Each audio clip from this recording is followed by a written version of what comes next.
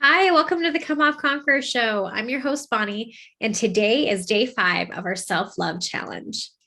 If you've been with us through all 5 days, then you know that the first few days were all about positive affirmations and positive self-talk and building self-confidence and all these different things that will help us learn to have more self-love.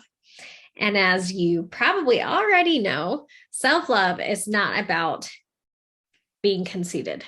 It's not about being self-absorbed or about anything like that. It's really about having confidence and feeling good about yourself so that you can be kind and loving to others and forgive yourself for things that you may have done and learning to live a life full of joy and being unencumbered by any of these past attachments, as we talked about in our last video. Now, day 5 is a culmination of all the days. So we're going to put everything that we've learned together in this one video. So if you missed days 1 through 4, the links are down below. Go ahead and check those out. So let's hear all about what our day 5 challenge is.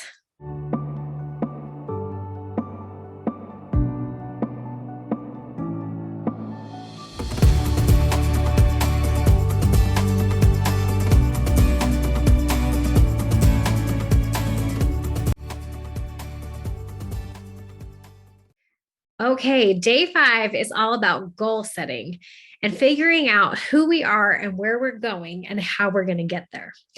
So in all the days leading up to it, we've talked about, let's do a quick recap, okay?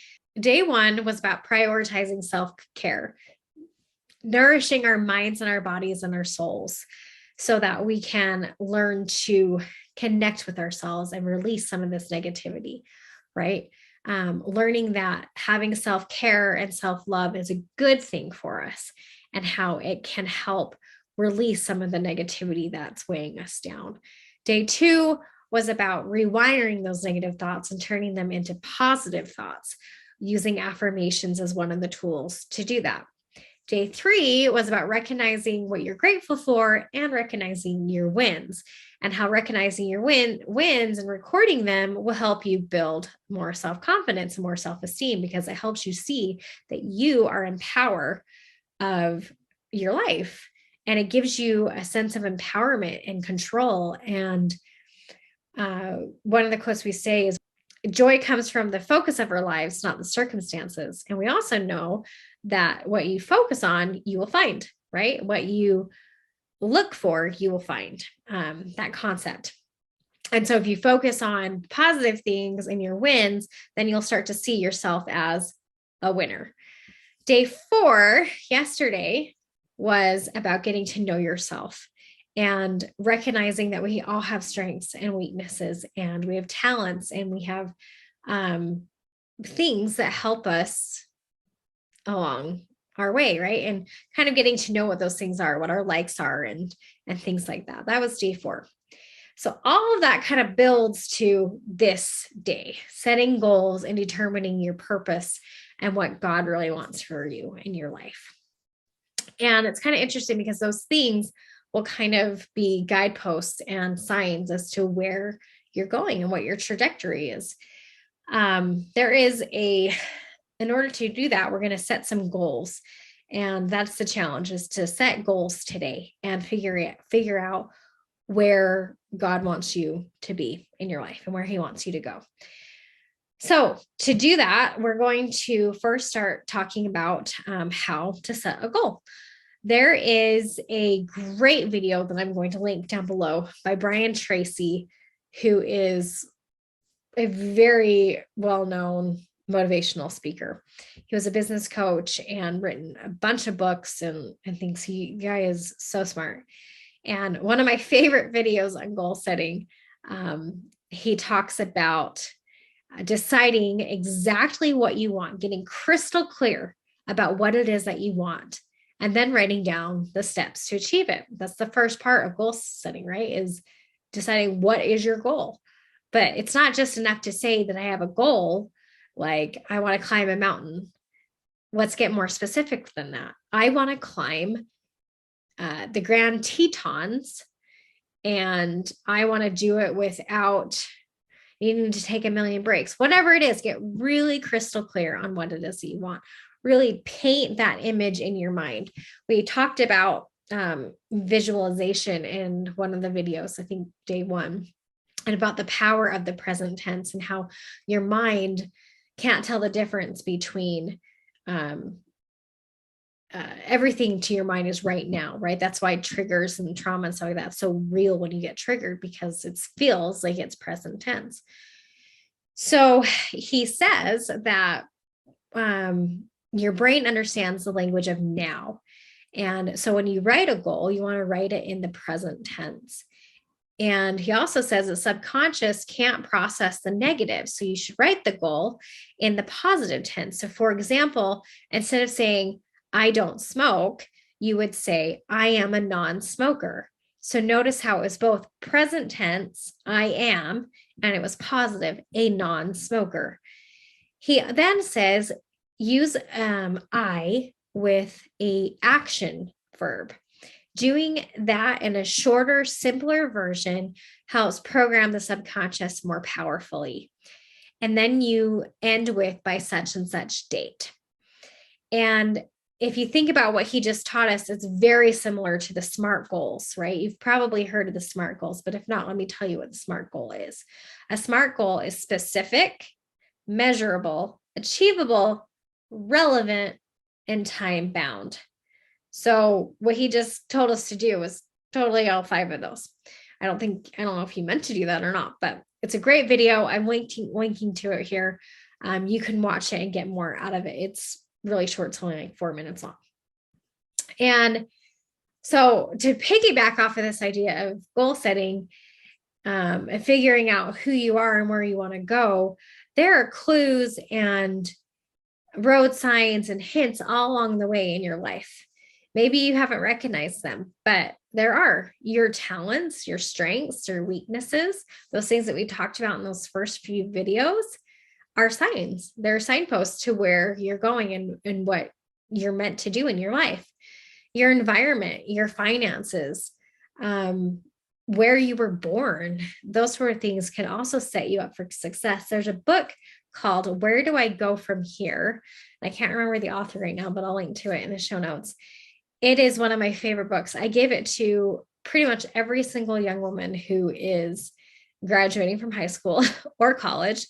And I've told a lot of other people about it, because what it does is it helps you recognize the things in your life to help you figure out who you are and where you're going.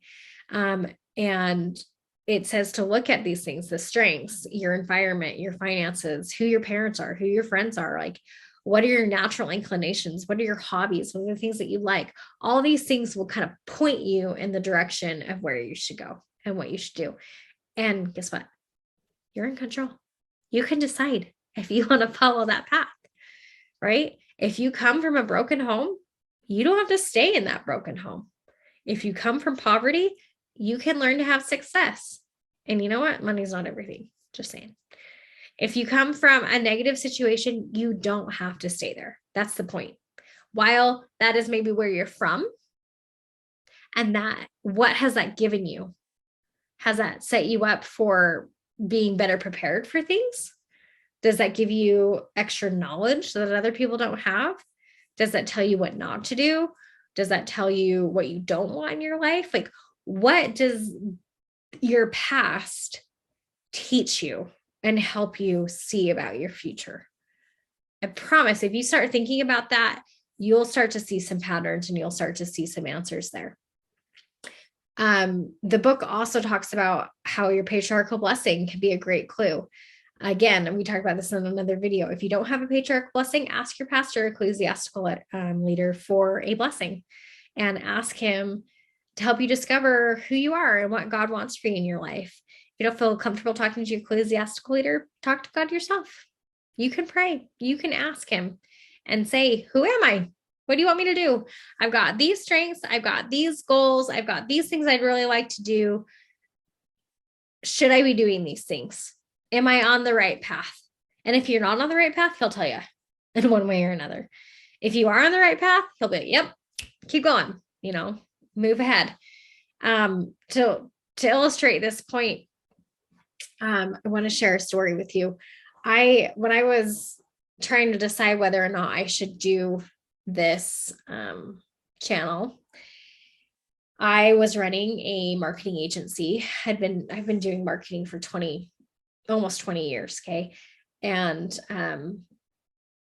it wasn't, I don't know, there was a lot of changes going on in my life, and I just wasn't super happy. Wasn't really feeling fulfilled anymore. I was stressed all the time. And I decided to do a mastermind with my friend Jen, who I interviewed in another episode. And she, in the mastermind, helped me discover that I was on the wrong path. I was not where I should be, that it was time to close down that chapter of my life and move on and do something else. And we did this exercise. We figured out our strengths and our weaknesses and our goals and all the things that our experiences, our what's the word I'm looking for? Qualifications. That's not really the word I'm looking for. Can't think of the word. But anyway, we looked at all these things, and it really did point. And I had already been feeling like I needed to do this channel. You guys know the story of how this channel came about. And so I'd already been feeling about it, but it was so clear to me. It was like this bright light lit up, and neon sign was like, boom, this is what I need you to focus on. And I took it to the Lord and I prayed about it. And I said, if this is what you want me to do, then you've got to take away my fear, because I am scared to death of this. I had read a book called Feel the Fear and Do It Anyway.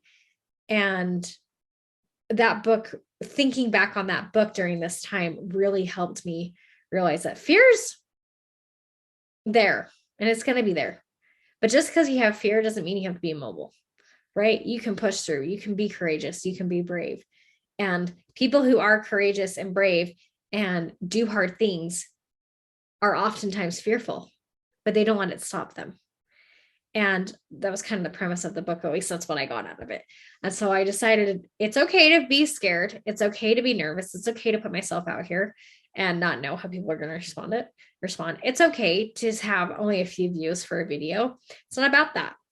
It's about learning, and it's about growth, and it's about communicating and helping the one, right? And I've had some incredible experiences since starting the support group and the YouTube channel and working on this project that have shown me over and over and over and over and over again that I am on the right path and I'm doing what I should be doing. And you know what's interesting is once I stopped fighting it and stopped fighting what I was supposed to be doing, things started going right. My health started improving, my relationship started improving, my depression started going away. All these amazing things started happening because I wasn't fighting my divine purpose anymore. My life coach put it as I wasn't fighting my destiny. And once I started accepting my destiny and working on it, everything started getting in line. And what I realized was I have a lot of things that have prepared me for these projects that I'm working on. 20 years in marketing helps with launch and working with all these startup businesses and starting our own businesses for the last 12 years has prepared me for launching this child abuse prevention program that I'm working on, right? I know how to do it. My past trauma has prepared me to be more empathetic for people who share their stories with me, right? I am a friendly, outgoing person that allows me to meet people and be willing to interview people and to be willing to ask them, like, just different things in my life show me that I'm prepared and I'm ready for this challenge. Am I scared? Heck yeah, I'm scared. Do I still have things that I'm weak on? Yep, you better believe it, I do. Do I make mistakes? All the time. But that doesn't mean that this is wrong, right? Just because I make a mistake and have a setback doesn't mean that this path is wrong. There's going to be obstacles and there's going to be opposition in all things, especially when you're doing God's work. When you're doing what he wants you to be doing in your life, for work, for your family, for whatever it is, the adversary will do all he can to distract you and to push you off. It's just the way it is. And so I love what one of my friends said. She said, opposition is a sign that you're headed in the right direction. And I love it. So now whenever something like that occurs, I'm like, okay, I'm doing the right thing because I'm getting a lot of opposition today. Like it's good, right? I'm turning it around and I'm looking at it as a positive in that way. So today the challenge, like I said, is to set a goal, whatever it is, figure out what you really want to do in your life. And hopefully the goal is you create these goals and you include God in them. And if you do, he will help you achieve them, whatever they are. It doesn't have to be gospel related or charity related or anything like that. It can be a goal to lose weight. It can be a goal to learn how to drive. It can be a goal to learn how to paint. It can be a goal to learn to be more patient. It can be whatever your goals are. I do want to challenge you to read one self-love book. Can I challenge you to do that, to read a self-love book? Some of my favorites, I wrote a list of my some of my favorite books that I've read that are self-love related anyway. The first is You Were Already Amazing by Holley Gerth. You guys have heard me talk about this book a bunch. I love it. It is amazing. It talks about your divine worth. Now, another book is Where Do We Go From Here? That one I mentioned earlier. The Power of a Positive No and the Best Yes. The Power of Positive No is by William Ury, and The Best Yes is by Lysa TerKeurst. They're both very similar. I haven't read The Power of Positive No. My husband read it, and he really, really liked it. But when we compared notes, it was really similar to The Best Yes. The Best Yes is a Christian, written by a Christian author. She, I believe, is a minister. I can't remember. She runs, I want to say, 31 Proverbs. Oh my gosh, I'm going to butcher it. But she has a ministry and she's amazing. And this book is incredible. It really helped me learn more about boundaries and setting appropriate boundaries. And I am terrible at that. I'm a total people pleaser. And this book helped me see that I was doing people a disservice and myself a disservice if I didn't set appropriate boundaries. And saying yes to too much on my plate meant that I was saying no to my kids or saying no to my health or whatever. Like, helped me kind of reframe that idea of saying no and what it really means. And I loved it. Another book we are to talk about is in video number 4 is Change Anything. Excellent book. I loved it. It's really helped me with losing weight and some other bad habits. It's excellent. That one is not a weight loss book. That's just, it's like, there's people who've used this system to stop smoking. There's people who have used it to stop addictions, like pretty much everything, right? He goes through a bunch of different scenarios. It's excellent. Another book that I really loved was Permission to Screw Up. Technically, that's a business book, but I actually really loved it for the personal application. It was really, really great. It really helped me learn to not beat myself up for making mistakes and realizing that people will give you grace, especially if you give them grace. Like, people are not nearly as hard on us as we are on ourselves. I loved her story. She, I can't remember her name now, but we'll put the links down below. She started a business in college that just blew up, and she made a lot of mistakes along the way and learned what to do and just realized that she had to give herself some grace. I loved the book. Another book is Girl, Wash Your Face. Excellent book. You've probably heard of it. It also blew up a few years ago. It became really, really popular. It's a great one. Feel the Fear and Do It Anyway. I already said that. Another book that's not like in the self-help realm, but actually really helped me was a book called Rachel and Leah by Orson Scott Card. It's a novel that he wrote based on the story of Rachel and Jacob. Oh my gosh. Now I'm like totally having a brain fart. Oh my gosh. That's embarrassing. Talk about making mistakes, right? The Bible story, but it's a really interesting take on Rachel and Leah. And you learn a lot about the symbolism and the history. And his take on that story is really interesting. And it helped me see myself in both women. And it was just an incredible book, and helped me come to terms with some of my own weaknesses and things I needed to overcome. And it was really, really good. Like Leah is plagued with self-doubt, and Rachel as well. She goes through infertility, right? And watching them grow and mature through the book is excellent. And it helped me really come to learn to love myself more fully, oddly, through that story. So remember, it's his interpretation of the Bible story. So don't take it as gospel. All right. And then the last book is Loving What Is by Byron Katie. That book is incredible. Oh my gosh. She's like Brene Brown, right? Like just an amazing person. Byron Katie was a alcoholic, and she had some other issues, and she was pretty abusive to her kids, and she ended up going into a treatment center and came to realize that what she was doing was living a lie. And she learned to do the work. And it's basically acknowledging what is true and what is not, and what doesn't help you, like we talked about in the first video.